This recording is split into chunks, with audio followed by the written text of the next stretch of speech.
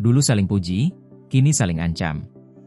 Bagaimana dua tokoh paling berpengaruh di Amerika, bahkan dunia, berubah dari sekutu menjadi lawan yang bisa mengguncang ekonomi, politik, dan masa depan luar angkasa?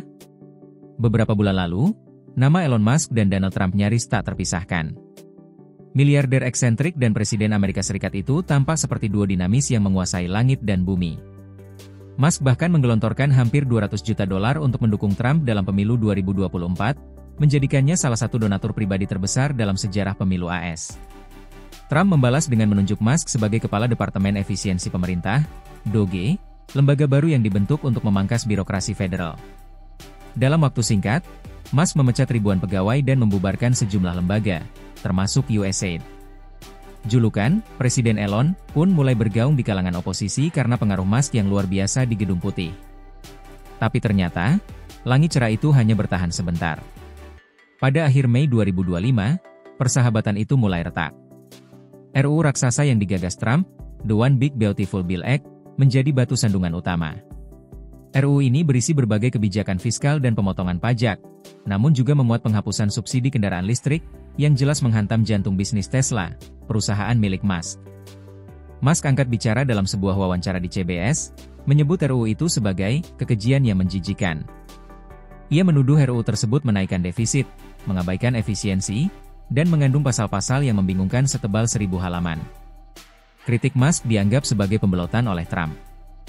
Saat tampil bersama Kanselir Jerman Friedrich Merz, Presiden AS itu menyindir keras, "Saya kecewa. Elon tahu isi RUU ini lebih baik dari siapapun di ruangan ini. Dulu tak masalah, sekarang kenapa berubah?" Ketegangan berlanjut di platform media sosial X, dulu Twitter, yang kini dimiliki Musk.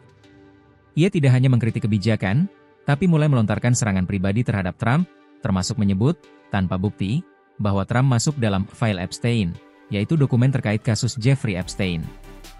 Publik pun terkejut. Tuduhan ini bukan sembarang tuduhan. Meski tak disertai bukti, ini menyentuh ranah sensitif dan membuka pintu bagi teori konspirasi lama yang tak kunjung padam. Trump bereaksi cepat. Ia menyiratkan bahwa kontrak besar pemerintah dengan perusahaan-perusahaan Musk seperti SpaceX dan Starlink bisa diputus. Cara mudah hemat miliaran dolar? Akhiri semua kontrak dengan Elon, tulis Trump.